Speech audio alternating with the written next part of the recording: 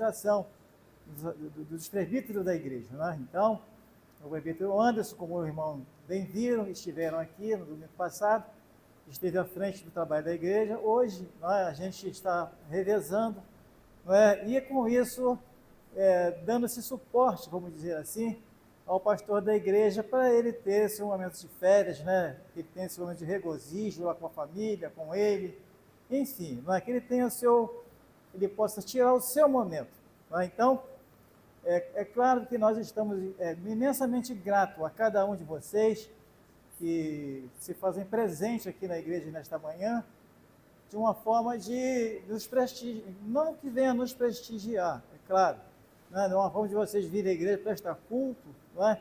Que normalmente em algumas comunidades, não é? Às vezes é até comum, quando o pastor da igreja permeia aquele pensamento, quando o pastor da igreja não está na igreja, eu não vou porque o pastor não está, mas dou graças a Deus, não é? Porque esse pensamento nós estamos vendo aqui, somos testemunha de que não está permeando aqui no nosso arraial. Graças a Deus, nós louvamos a Deus por isso. Então, antes de fazermos a leitura, que irá nos servir como texto da palavra, eu gostaria muito de buscar a Deus em oração. Então, sem Ele, sem Cristo, sem Deus na nossa vida, Jesus disse mesmo, sem mim nada fazeis fazer. Por mais eloquente que seja o pregador, o preleitor, enfim, se Cristo não estiver à frente, é vã a pregação. Então, vamos buscar a Deus em oração nesse momento e em seguida convido a igreja para que nós façamos a leitura que servirá como texto na manhã desse domingo. Senhor nosso Deus, então somente te peço, Deus, nesta hora, para que o Senhor concede-me, Senhor, a bênção da tua direção, da tua companhia, na leitura e na explanação da tua palavra, Senhor. Fala, Senhor, os nossos corações, é que eu te peço, a Deus, em nome do Senhor Jesus, hoje e sempre. Amém. Muito bem. Dessa feita, meus irmãos, eu convido a igreja a fazermos a leitura num texto bastante conhecido, que é no livro de Lucas, capítulo 20, dos versículos 1 a 8. Evangelho segundo São Lucas, capítulo 20, dos versículos de 1 a 8.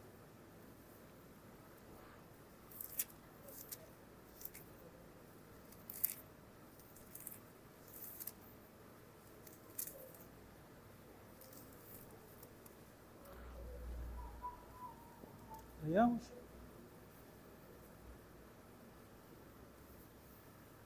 Como diz? Amém? Lucas, Evangelho segundo São Lucas, capítulo 20, dos versículos de 1 a 8. Vamos ler 8 versículos desse capítulo. Os primeiros 8 versículos, na verdade.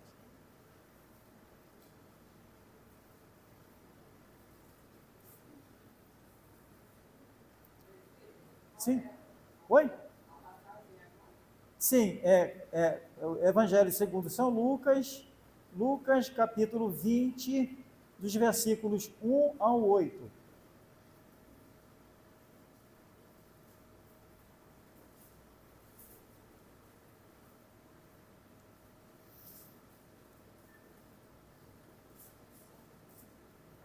Evangelho de Lucas, capítulo 20, dos versículos 1 ao 8.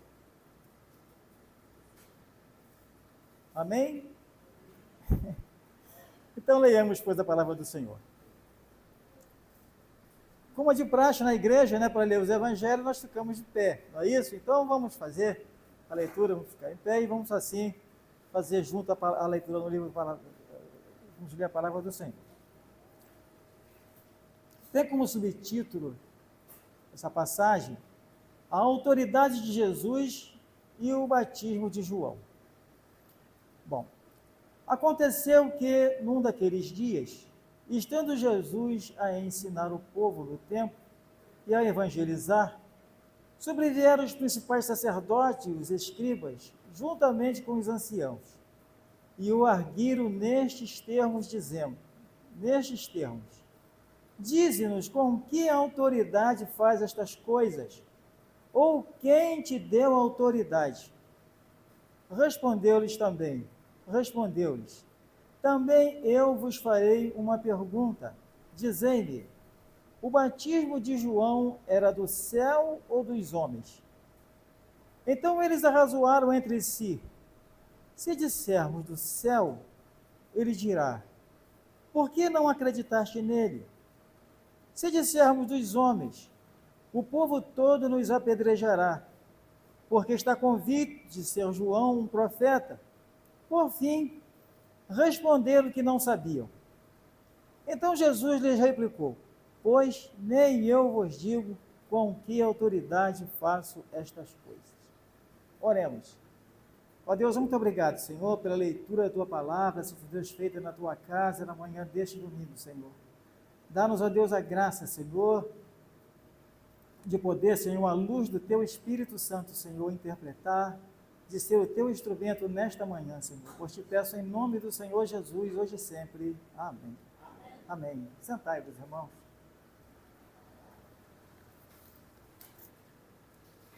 Olha, eu confesso que eu estou aqui tremendo. Eu não vou me emocionar, mas confesso que eu estou aqui tremendo. Bom, eu acredito, meus irmãos, no texto que nós lemos, no texto que nós acabamos de ler, eu quero acreditar que os irmãos devem ter visto isso ainda nos dias de hoje. Não é? Acontece. Os irmãos que têm aí o seu telefone na mão, que assiste televisão, enfim, que está antenado com o mundo atual. Não é? Então, eu acredito que a pior situação para aquele que pergunta é quando, que entrevista, na verdade, é quando o entrevistado lhe devolve a pergunta.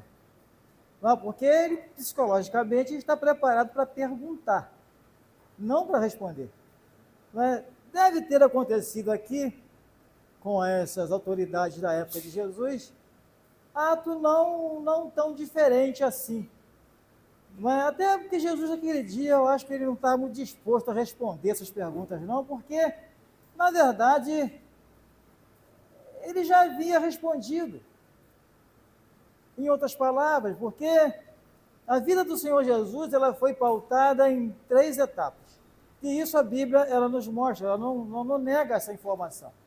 Né? Nós sabemos Jesus quando criança, não é? Nós vemos lá os reis magos oferecendo presentes, não é? Inclusive eles foram no lugar certo, respondendo talvez a pergunta da irmãzinha que fez na escola dominical, né, o que era usurpação, não é? Aonde Herodes estava, ali era o lugar aonde deveria estar Jesus. Afinal de contas, o lugar de rei é no palácio. Não é? Então eles foram no lugar certo procurar Jesus. Os reis magos foram no palácio para ofertar suas dádivas, os presentes ao menino que tinha nascido. Não é? Só que essa é a primeira fase da vida de Jesus, como eu falei, que já a vida de Jesus é pautada em 3 partes. A segunda é quando ele tinha 12 anos, quando ele estava no templo, sendo interrogado e interrogando lá no meio dos doutores da lei. Como nós sabemos, todos os anos os judeus celebram a festa da Páscoa, ou dos pães asmos, como nos é ensinado. Aí, um desses anos, quando Jesus tinha 12 anos de idade, ele sobe junto com seus pais e vai celebrar a festa da Páscoa. Só que por lá ele ficou. Não é? A Bíblia nos ensina que esses fatos estão registrados. Quanto ao nascimento de Jesus, você, irmão, pode pesquisar em Mateus capítulo 2, nos versos 4 e 5. Você lá vai ver Jesus com 2 anos. E, inclusive, o que aconteceu. Né? Também, vocês vão pesquisar no livro de Lucas, né? Capítulos 2, verso 42, quando Jesus está no meio dos doutores da lei, conversando com eles, assunto do reino. Né? E, finalmente, quando Jesus tinha 30 anos, quando realmente ele começa o seu ministério. Então, essas perguntas que aquelas autoridades lhe fizeram, certamente eles tinham respondido, porque Jesus sabia quem eles eram, Jesus sabia que eles eram doutores da lei, Jesus sabia que eles tinham todas as perguntas formadas, no que diz respeito à Bíblia, afinal de contas, eles eram doutores da lei, É como o nosso ministro, por exemplo, que não conhece a Constituição. É quase que impossível. Pode até alterar, mas conhecer, eles conhecem. A Bíblia, na época, para aqueles homens, doutores da lei, os fariseus, enfim, toda aquela gama de gente que estava em Jerusalém, eles sabiam muito bem. Inclusive, Jesus, eles tinham até respondido. Quando Jesus nasceu, fato interessante, eu estava esses dias em casa assistindo televisão, e eu estava vendo exatamente esse período, né, pré-nascimento do Senhor Jesus. Herodes tinha 2 filhos, adolescentes, e ele tinha mandado esses 2 filhos dele para Roma. Talvez aquela conversa ao pé de ouvido, à noite, né, a sua esposa conversando com ele, falou assim, olha, você mandou seus filhos para Roma? Você bem sabe que quando eles voltarem de lá, eles vão estar bem melhor instruídos do que você. Então, o que vai te acontecer? Tu vai perder o trono. Herodes não pensou 2 vezes. Ele mandou um súdito lá e matar seus 2 filhos. Ele não pensou 2 vezes. Alguns dias depois, né, Herodes recebe a visita daqueles 3 reis magos. Vem procurar pelo menino. Onde está nascido aquele que é o rei de Israel? Poxa, ele chegou, rei de Israel, o rei aqui sou eu. Ele apavorado, ele perguntou, procurou todo mundo que sabia. Aquela gama de gente, eu até convido os irmãos a fazerem a leitura no capítulo 2 do livro de Mateus, para que nós tenhamos aqui um melhor aproveitamento. Mateus capítulo 2, e veja o que eles responderam.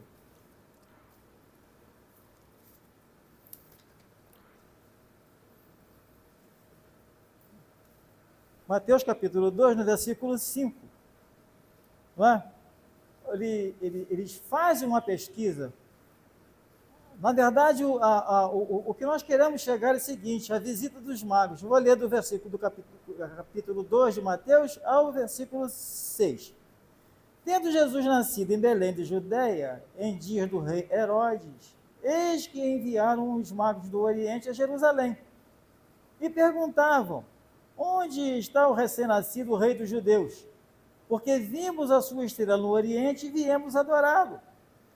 Tendo ouvido isto, alarmou-se o rei Herodes, com ele toda Jerusalém. Então, convocando todos os principais sacerdotes,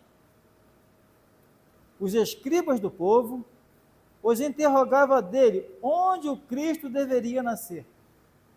E eles disseram, eles foram exatos na resposta que deram, eles não pensaram 2 vezes. Foram no livro de Miqueias, capítulo 5, versículo 2, e deram a resposta exata. Em Belém da Judéia, responderam eles, porque assim está escrito, por intermédio do profeta. Esse profeta a qual ele se refere é Miqueias. E tu, Belém, terra de Judá, e tu, Belém, terra de Judá, não és de modo algum a menor entre as principais de Judá, porque de ti sairá o guia que há de apacentar o meu povo Israel. Então, eles deram a resposta, perguntaram. Então, Jesus vai na sua caminhada. Veja que 30 anos depois, né, esse desencontro, encontro de calendário, que o nosso calendário, cada região tem o seu calendário, não é? Nós temos aqui o calendário romano, tem o calendário judaico, tem o calendário chinês, e por assim vai.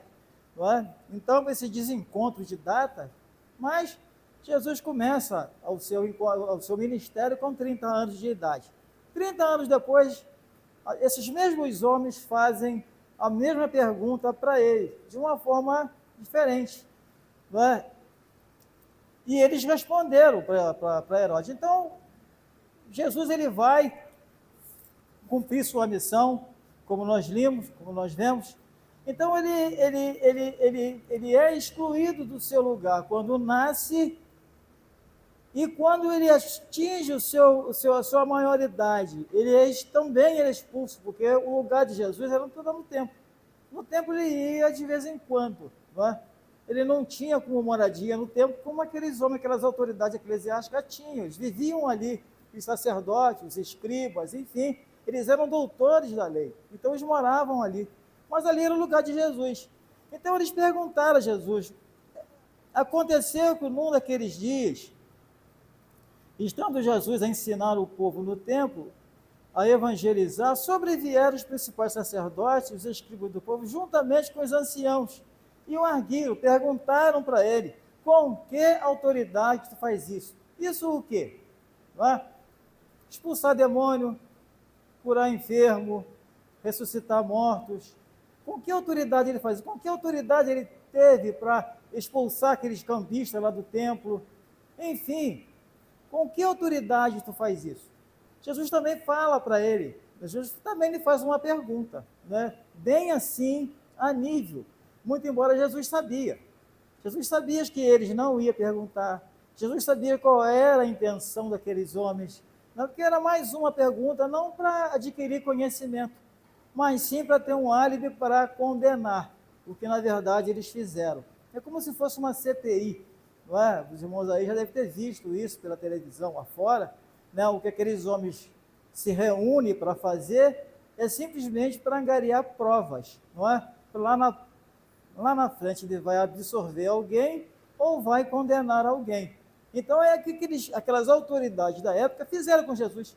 Jesus sempre foi seguido por diversos grupos de pessoas. Jesus foi seguido por essas autoridades. Jesus foi seguido por aqueles que queriam apenas acompanhar a multidão, não é? Jesus foi seguido por pessoas que queriam apenas ver milagre. Não é? Tanto é que em determinado momento ele pergunta, quem diz os homens que eu sou? As pessoas falaram, um diz que tu é Elias, outro diz que tu é um profeta. Mas a resposta que Jesus queria ouvir, eles não deram. Então as pessoas seguiam Jesus, iam atrás de Jesus. Não é? E com isso ele vai percorrendo todas as cidades, vai percorrendo toda Jerusalém, toda Israel. Ele, enfim, ele veio para o que era seu, como a Bíblia ela nos descreve. Só que os seus o recusaram, muitos deles, né? E também isso tinha um motivo, inclusive o porquê daquelas pessoas que recusavam Jesus. Porque antigamente você está inscrito numa sinagoga, você pertencia a uma sinagoga, a sinagoga naquele tempo era como se fosse seu CPF hoje. Se você perder seu CPF, você perdeu tudo. Você não abre uma conta bancária, você não compra no comércio, enfim, você praticamente deixa de viver.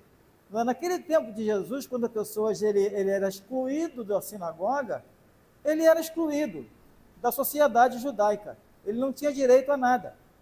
Então, muitos até acreditavam no Senhor Jesus, mas por conta disso, desse medo, vamos dizer assim, né, eles acreditavam, mas não demonstravam, não é? Como poucos foram aqueles que realmente demonstraram essa confiança, entre os quais nós podemos até citar um. Teve o Nicodemos, né, aquele que foi visitar Jesus à noite. Nicodemos, depois ele é citado, inclusive, lá nas cartas de Paulo, né? Você tem algumas outras pessoas, tem o Zaqueu, por exemplo, que era um publicano, não é? Desce depressa, Zaqueu subiu numa árvore, isso quando Jesus já estava aí por Jericó, já estava quase lá na fronteira ali com Jerusalém. Então você vê que as pessoas que tiveram esse cuidado, tiveram essa coragem de romper, inclusive Zaqueu ele fala, não é? Ele diz, ele foi, não sei se foi no ímpeto, ali no momento da conversão dele, quando Zaqueu ele pensou que estava escondido, que na verdade ninguém se esconde do olho de Deus, ninguém se esconde. Na Bíblia tem um salmo que é muito interessante, o Salmo 139. O Salmo 39 ele revela a Deus, ele mostra quem é Deus.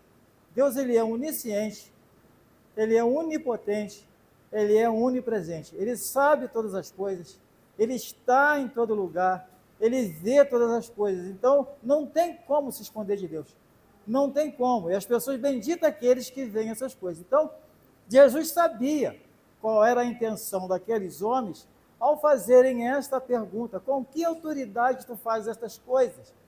Nós já falamos aqui, mas que coisas são essas que Jesus fazia na sua época? E que expulsar demônio, que era ressuscitar morto, que era dar vida às pessoas, enfim, se associar com as pessoas, reassociar as pessoas. Com que eu tô? Quem te mandou fazer isso? Você vê que as pessoas sabiam. E interessante que eles fizeram essa pergunta sabendo quem Jesus era.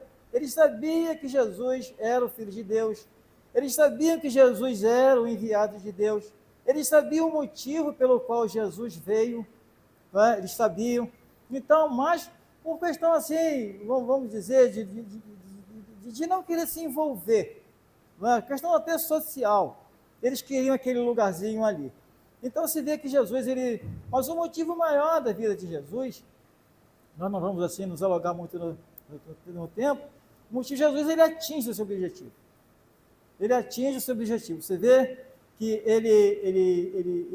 quando ele nasceu, ele não tinha um espaço, ele não tinha lugar ali no palácio. Jesus nasceu numa caverna, Jesus nasceu lá no meio dos animais, não é? A Bíblia nos relata sobre isso. Mas quando ele começa o seu ministério, aos 30 anos, ele começa a subir para Jerusalém, e ele fala isso de uma maneira bem clara. De vez em quando ele fala o motivo que ele veio à Terra, para que ele veio à Terra. Ele veio buscar e salvar o que se havia perdido. Essa era o motivo pelo qual ele veio ao mundo. Então você observa que Jesus ele atingiu o seu objetivo. Aqueles homens, o que aconteceu depois, nós não sabemos se eles realmente se converteram, se eles se entregaram a Jesus, nós não sabemos. O fato é que Jesus ele cumpriu cabalmente o seu ministério. Ele nasceu, cresceu e morreu com aquela finalidade. Estava também pesquisando esses dias, eu não sei se os irmãos também já viram, não é? Jesus ele começa a trabalhar muito cedo, muito cedo. Seu pai, ele morreu também quando Jesus era muito jovem, José. Mas Jesus, ele, como nós falamos, a vida de Jesus ela é pautada em 3 momentos.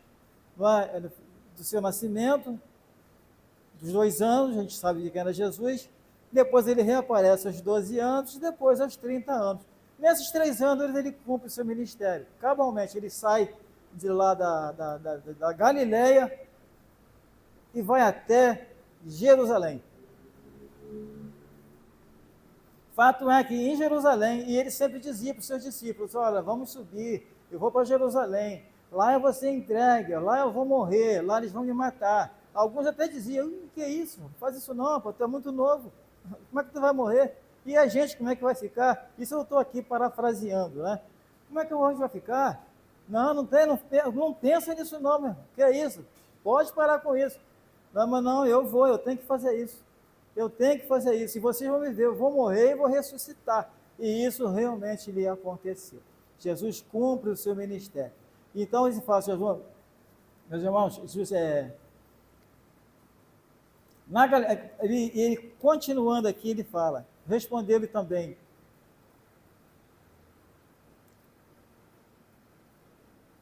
também vou fazer-lhes uma pergunta, dizei-lhe, o batismo de João era dos homens, era do céu ou dos homens?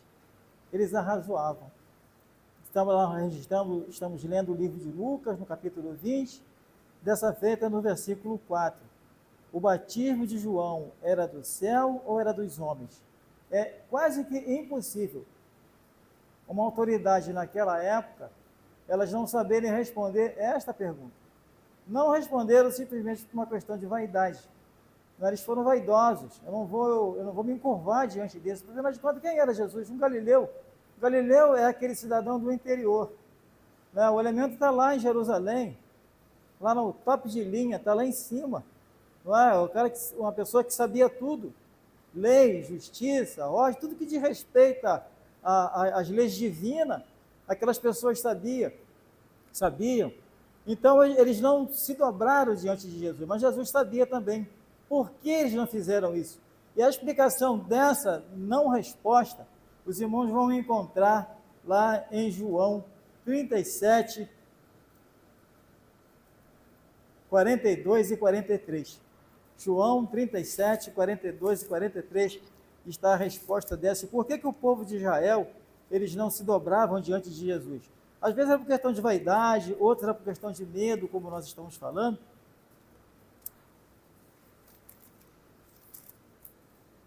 Desculpe, João 12, 37, 43.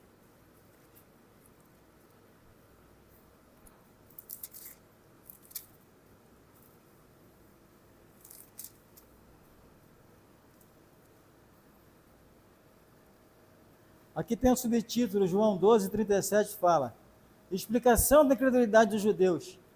E embora tivesse feito tantos sinais na sua presença, não creram nele, para se cumprir a palavra do profeta Isaías, que diz: Senhor, quem creu em nossa pregação? E a quem foi revelado o braço do Senhor? Por isso, não podiam crer, porque Isaías disse ainda: cegou-lhe os olhos e endureceu-lhes o coração, para que não vejam com os olhos, nem entendam com o coração, e se convertam, e sejam por mim curados. Isto disse Isaías, porque viu a glória dele, e falou a seu respeito. Contudo, muitos dentre as próprias autoridades creram nele, mas por causa dos fariseus não o confessavam, para não serem expulsos da sinagoga, porque amaram mais a glória dos homens do que a glória de Deus. Então, está aqui a explicação, porque Jesus, ele, por tudo aquilo que ele fez, teve gente que acreditou sim. Não é como nós falamos aqui no momento anterior a esse, né, o elemento que se convertesse ao Senhor Jesus, ao cristianismo na época, ele era expulso da sinagoga. De uma vez expulso da sinagoga, ele perdia, como nós falamos no nosso dia de hoje, o seu CPF. Ele perdia tudo, ele não tinha direito mais a nada. Então se vê que esse é o motivo pelo qual muitos creram no Senhor Jesus, como Jairo, por exemplo, né?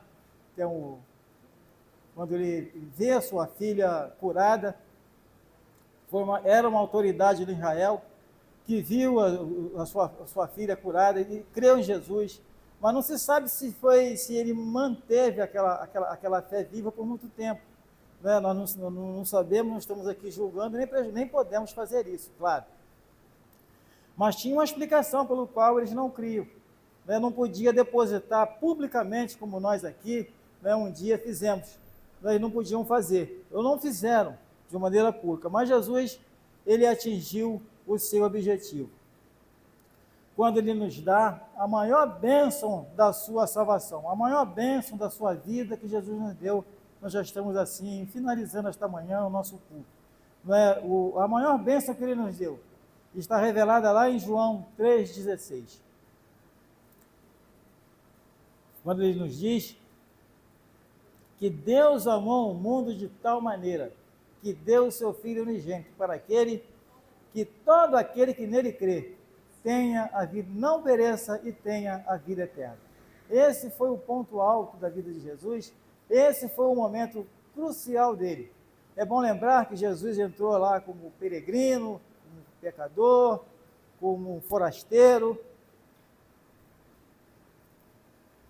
mas ele saiu sim de Jerusalém com a sua autoridade garantida, ainda que morto, mas ele estava acima da cruz, tinha uma tabuleta, uma tábua escrita: Jesus Nazareno, Rei dos Judeus. Não teve Herodes, não teve autoridade nenhuma que o impedisse dele ser aclamado rei. E esse é o nosso rei, e a ele nós devemos prestar culto, honra e glória. Que o Senhor, assim, Deus nos abençoe na manhã do teu santo dia, e que nos dê a graça de sempre poder confiar nesse Jesus, enquanto nós